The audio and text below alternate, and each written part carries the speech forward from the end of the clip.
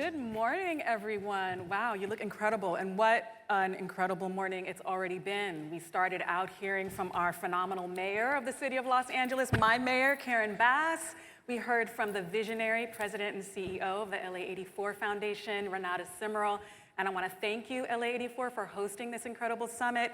We heard from Dr. Whitley. We just had a message from the Surgeon General. So I'm really excited to keep this conversation going this morning with this incredible panel I have on the stage with me to talk about play equity. And as you heard from Dr. Whitley, you heard from Renata as well, the critical importance of ensuring equitable access to safe play spaces, sports, recreation. For me, representing a foundation that is committed to advancing movements for racial, social, and economic justice, I'm grateful for partners like LA84 Foundation, the Play Equity Fund, that is keeping play equity central in our conversations around social justice work. So thank you. So I'm going to introduce, let's get going with this conversation, our panel. I'm pretty sure you've got bios in your program, so I'm just going to do quick introductions. I have next to me, immediately to my left, Dr. Byron Young, psychiatrist. Yes, we got the fan club for Dr. Young here.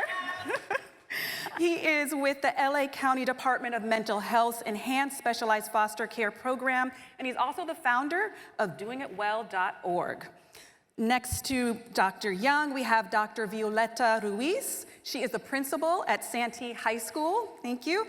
And next to Violeta, David Flynn, executive director for the Center for Healing and Justice Through Sport.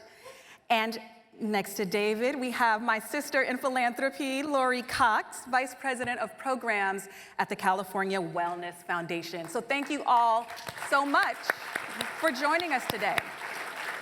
So I'm just going to jump right on in with our questions. And I want to ask each of you from your respective sectors, mental health, education, youth development, philanthropy, what unique perspectives you bring, understanding the importance of play equity in promoting mental health, educational outcomes, social inclusion, youth development, public health. I'll start with you, Dr. Young, and understand the importance, particularly around mental health.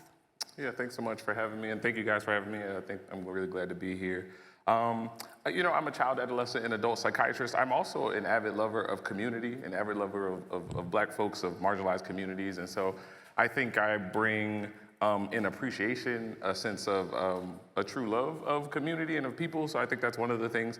Also just like medical knowledge. So we know that like kids getting out and playing is healthy in a bunch of ways, right? So it reduces cortisol and the other stress hormones. It improves endorphins and serotonin, right? So these things are very important for mental health and wellness overall. And also the kind of social emotional piece, like the connections that you gain, the friendships that you gain, things around like frustration tolerance and how to deal with frustration. So play is so important in those ways. And I think, I talk with young people every day about these things, working on these things around grace and self-love and self-compassion and how to deal with frustration. These are all the things I talk with my patients about.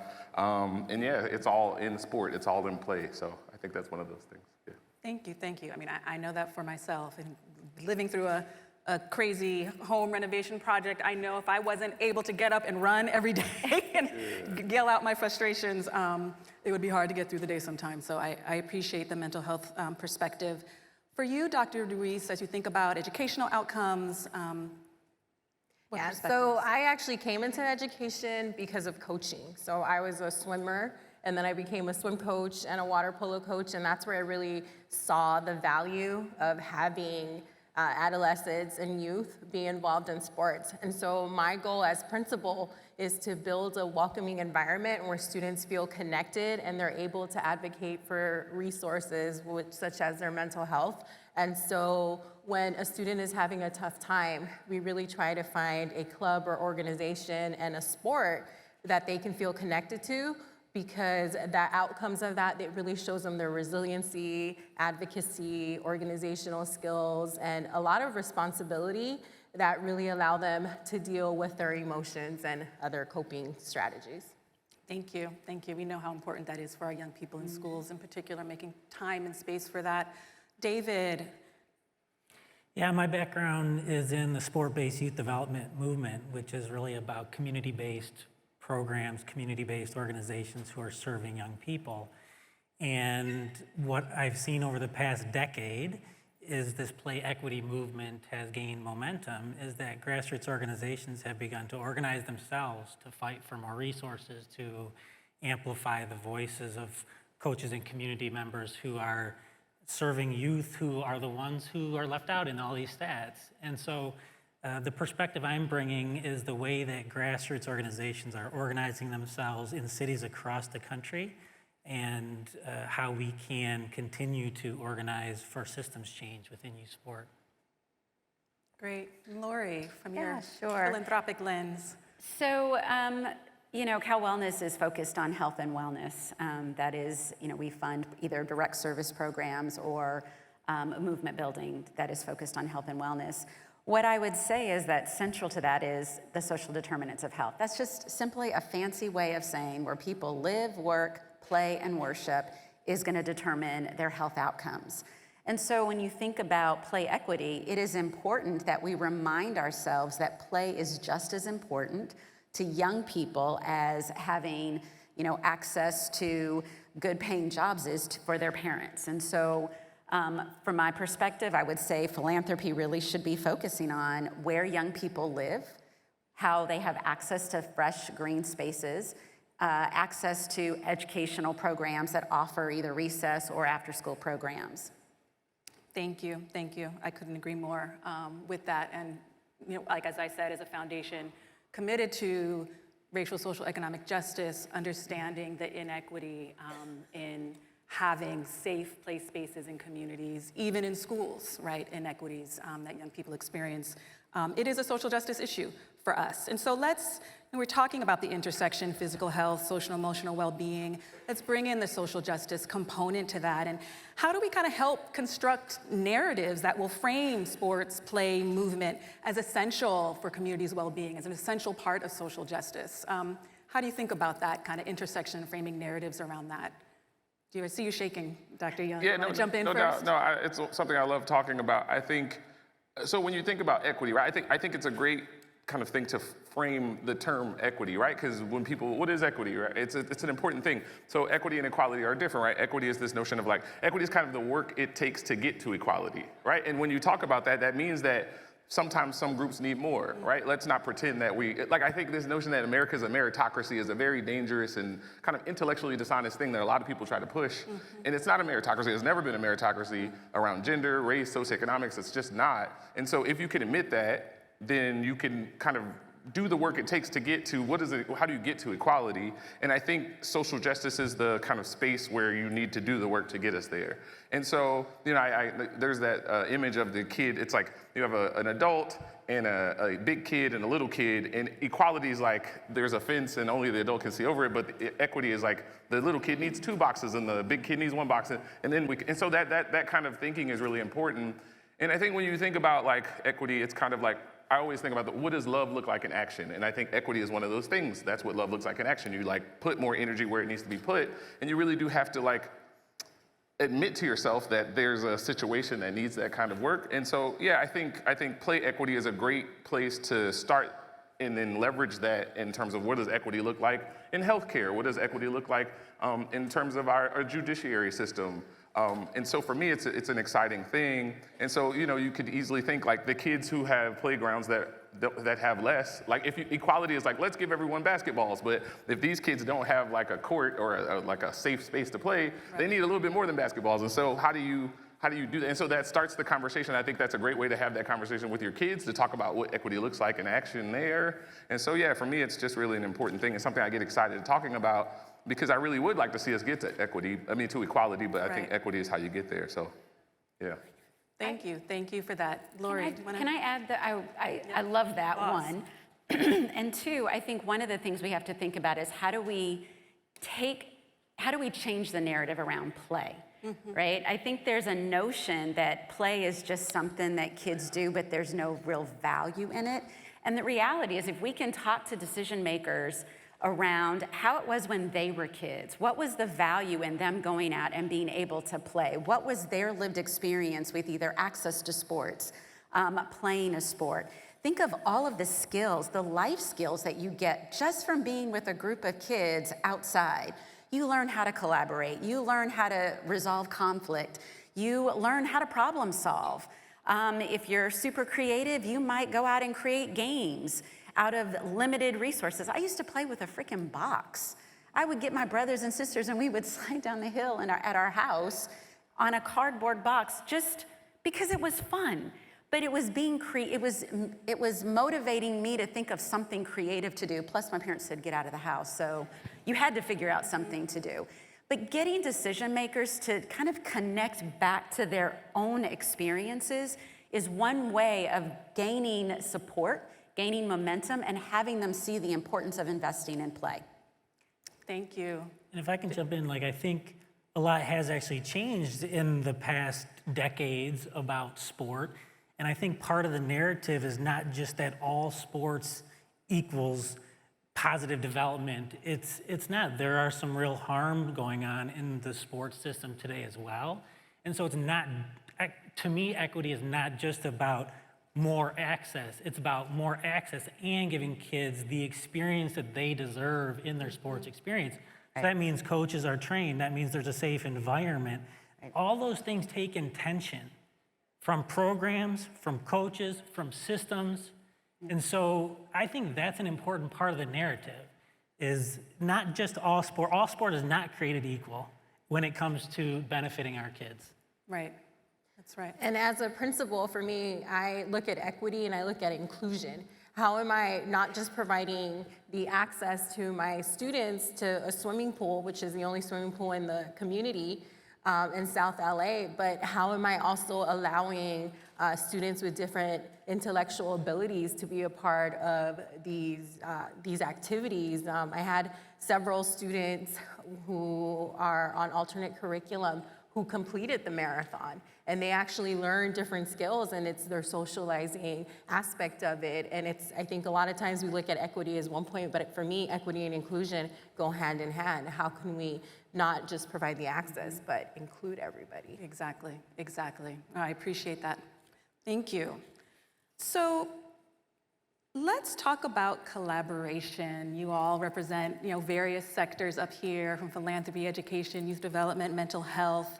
How do you think about how collaboration between philanthropy, health organizations, government agencies, and educational institutions can actually work together to drive meaningful change in advancing play equity initiatives?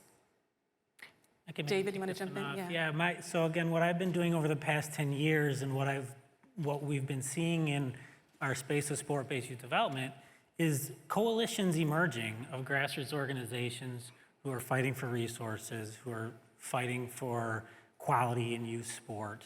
And what many of these coalitions have in common is there's an intermediary organization or a coordinator that is helping to facilitate the organization of that space.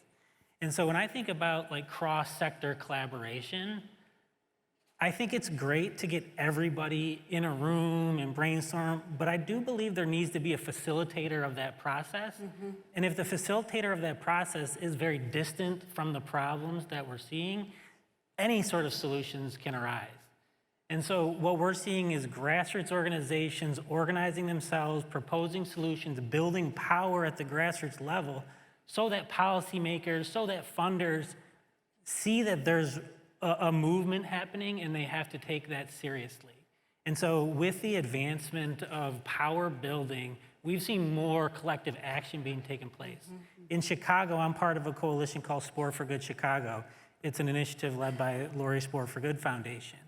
And during COVID, what we saw was sport-based youth development organizations responding to the needs, offering food programs, offering mental health support, adjusting what they're doing. And coming out of it, it was like, we can't be left behind in the federal funding that's coming through, state funding that's coming through. Sports can't be forgotten.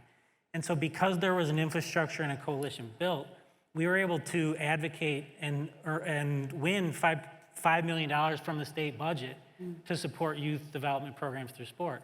The next year that got renewed, $5.5 million. That money has allowed collaborations across the park district to look at who's accessing park spaces. So again, like, collaboration can achieve a lot of things, increase funding, new policies, better coordination across systems. But again, it's those closest to the problem driving those solutions that is crucial. And I think that's what we're seeing more and more of across the country. Thank you, David. I just can't underscore more the importance of investing in those folks that are closest to the issues that we're here to address, to be developing those solutions. And we all know stronger together, but taking the lead from those communities is critical. And we know that we're talking about structural and systemic change here, right? This is not just additional programs are important, we know, but we know this is how we structure communities, right? How create spaces, how funding is allocated. These are all systemic issues, and so creating collaboration to be able to push that, we know is important. Did someone, Lori, I see you, were you gonna jump in on the collaboration? No, please. I will, to David's point, when you have all the right folks in the room, one of the things that I think of just from the philanthropic perspective is the voice that we can bring with folks who aren't in the room. So oftentimes, it's hard if you're an organization trying to get funding from a foundation, but you can't quite get your foot in the door. That's a role that philanthropy can play. It's much easier for me to pick up the phone and call my partners and say, hey, there's this organization.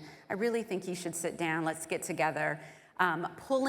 Convening small groups of not only like-minded, but folks who don't even see the connection to the work. So if you have a foundation that funds, environmental cleanup, for instance, that's play equity.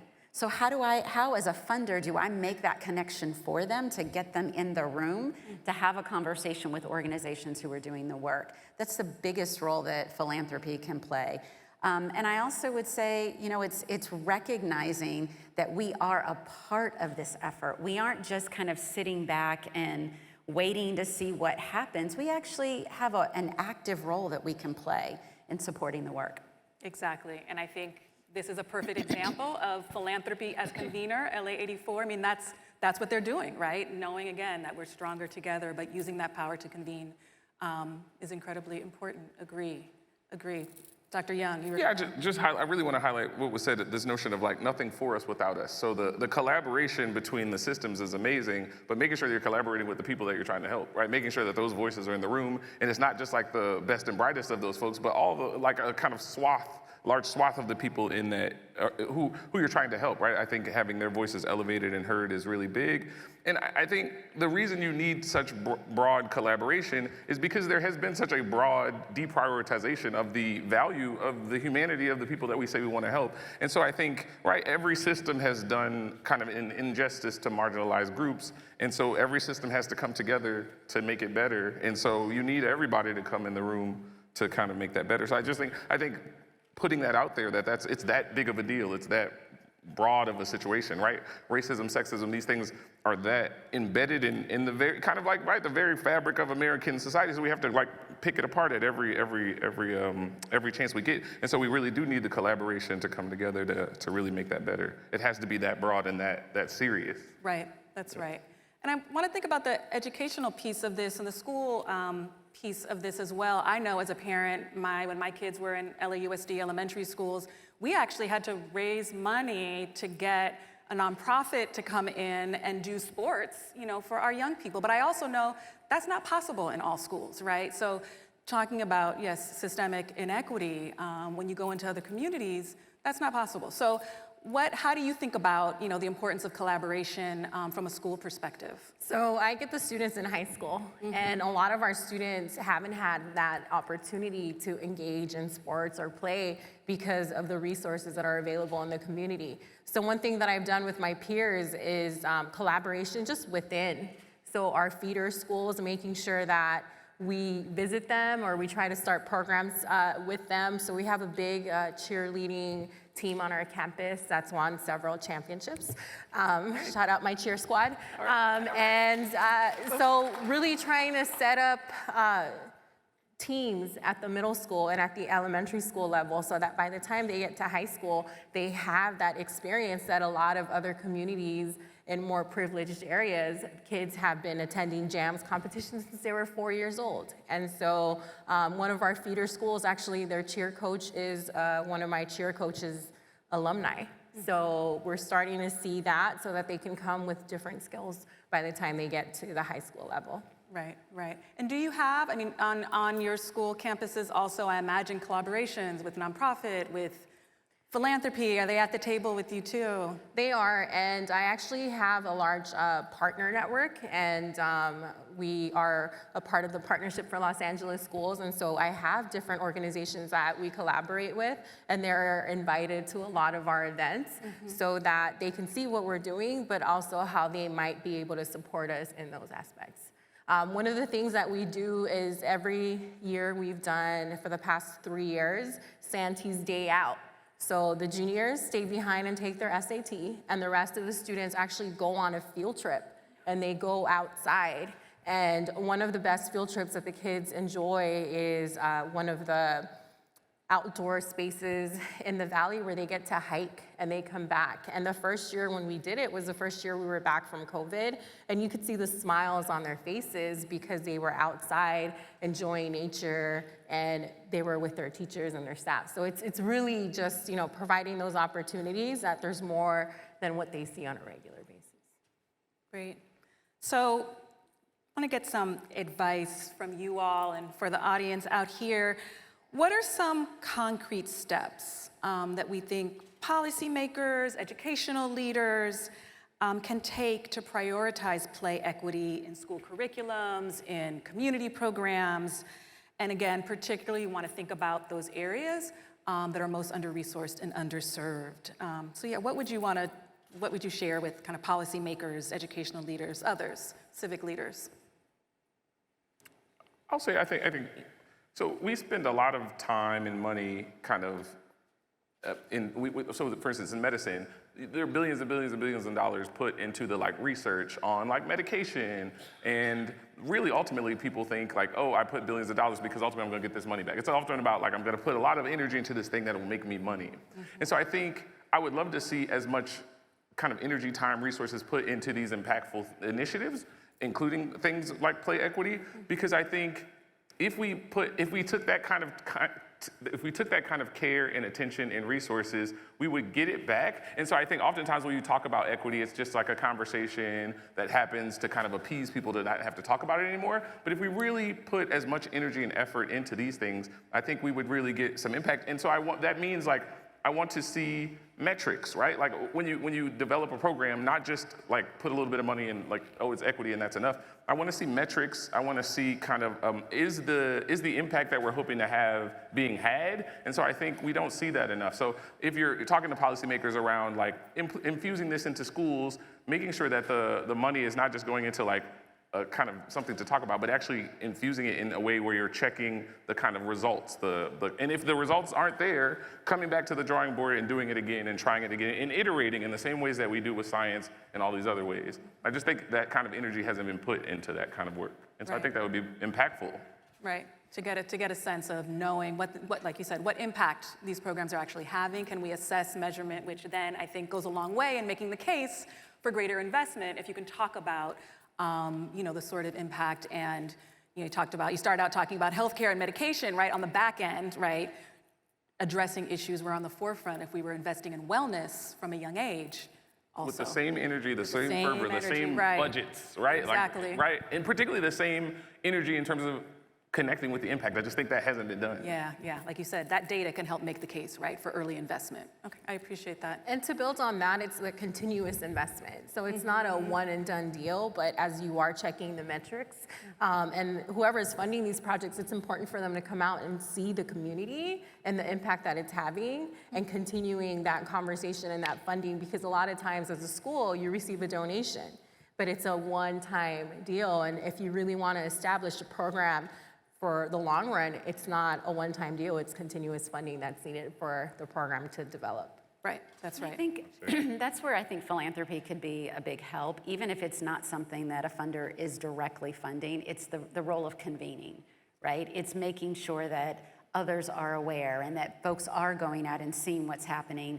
The other thing, and I think it was Renata who said it in her comments in her interview this morning, she was talking about the river. Right. We often talk about it as a stream, right? And you have all these children that are in the stream, and we're developing programs to get them out of the stream.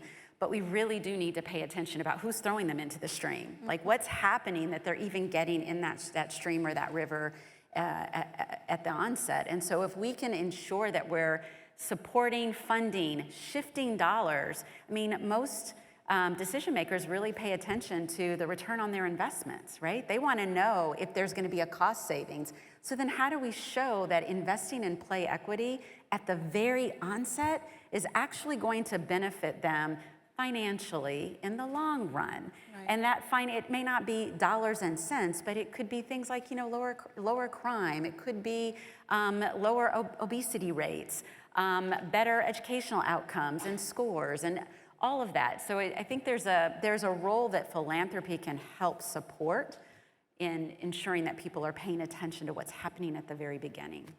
That's right. We can lift up that data. Mm-hmm. And we heard Renata talk about the recess bill that they were able to pass in California. That's a very concrete example of a policy. A very similar bill was passed in Washington State as a result of the King County Play Equity Coalition advocating to the state government to do that.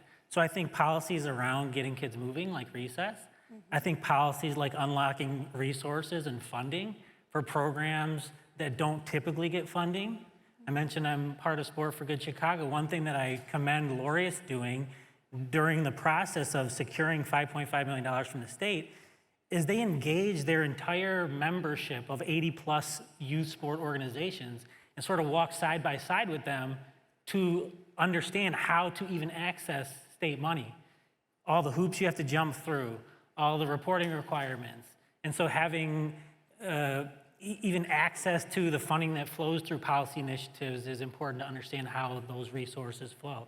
So I think those are two very concrete examples. Mm-hmm. I think another concrete example that policy makers and even funders can implement are mandates. Like, youth sport is so unregulated. We don't know how our coaches are trained. Mm-hmm. We don't know how the environment is being set up. But there are mechanisms that can be put in place by policymakers, by funders, to ensure that high quality sports are happening. And so at CHJS, we're piloting a project called Collective, where it allows coach training organizations to administer accreditation or badges that they've received this, and it would allow funders or policymakers to see who's being trained in what. So if we start having those types of things become the norm, it raises the quality of sport. It raises the confidence that our young people are engaged in sport experiences that are going to be positive for them. So I think those are some very concrete examples. Right, right.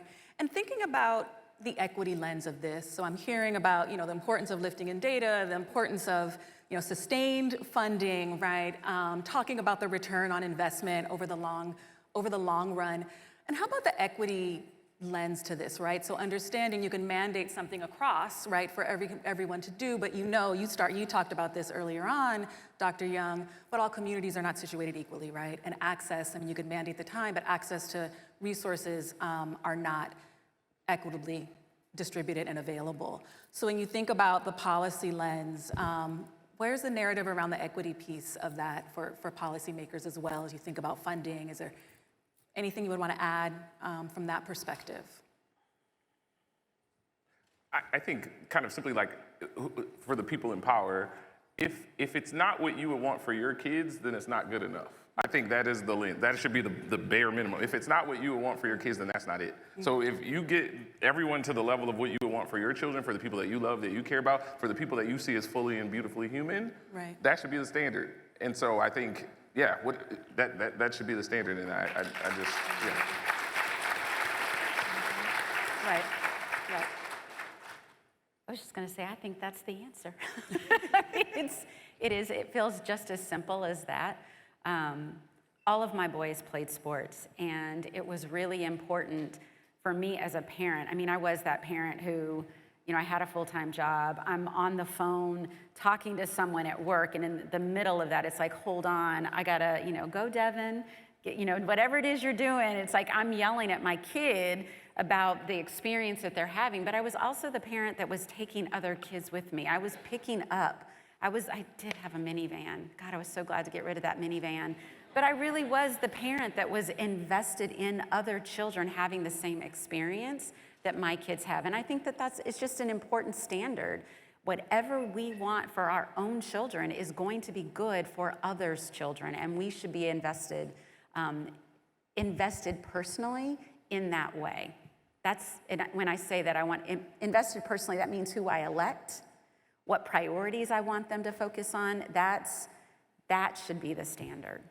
Yeah, that's right. If we believe in all young people and the humanity and dignity of all young people in all communities, we should not accept, right, with our tax dollars, that what you have, in South LA is not equitable to what you have in, Beverly Hills, right, wherever the case may be. But yeah, we should not accept that level of inequity if we believe in young people and believe in the humanity of everyone. So I appreciate that. Okay, we're coming to our last question. In what ways do you believe investing in play equity aligns with the broader goals of promoting health equity, reducing disparities, and fostering more resilient and connected communities? I feel like I'm talking too much. Who wants to start? You can start we can go this way? Go that way. I would say, I'm thinking of it through the lens of the social determinants of health. And what I would say is when play is central to the health and well-being of young people, then you have to ensure equity because we've already determined that play is equally important. It's no different than housing and economic security.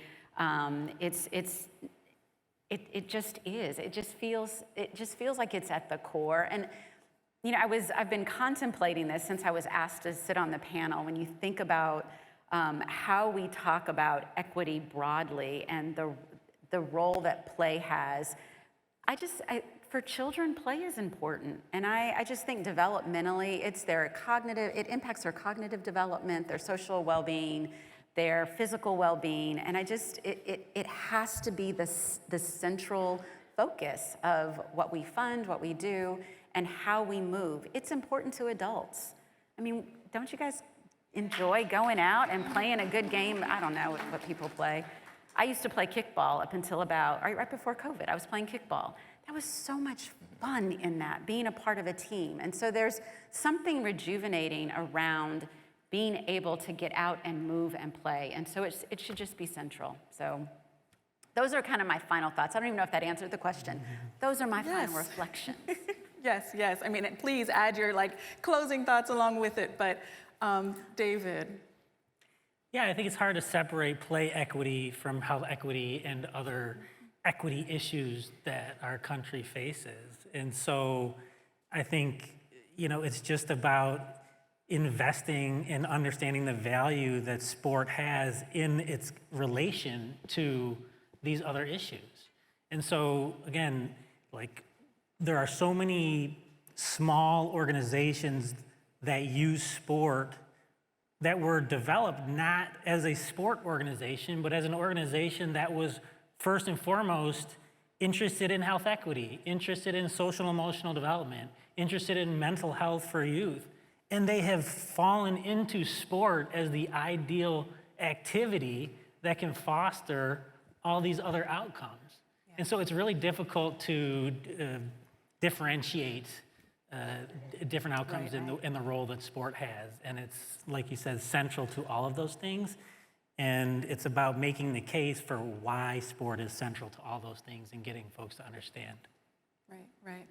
Yeah, and from a principal perspective, I can share that since I've been principal, and even as an assistant principal, our valedictorians and salutatorians were athletes. They were in sports, they were involved. So if that mirrors their academic excellence by being involved in these activities, in these sports, and it's just, sports really opens up their eyes. And for a lot of our students that are, their social emotional aspect, their mental health aspect, if they're trying to figure out their own identities, their sports members, their teams, they're usually the ones that encourage them to speak up and say who they are and advocate for each other. So I just see that as each sport is their own family. They work with each other, they collaborate, they sometimes have falling outs, but they walk they walk each other through them and they talk it out, and they're able to be more successful than students who are not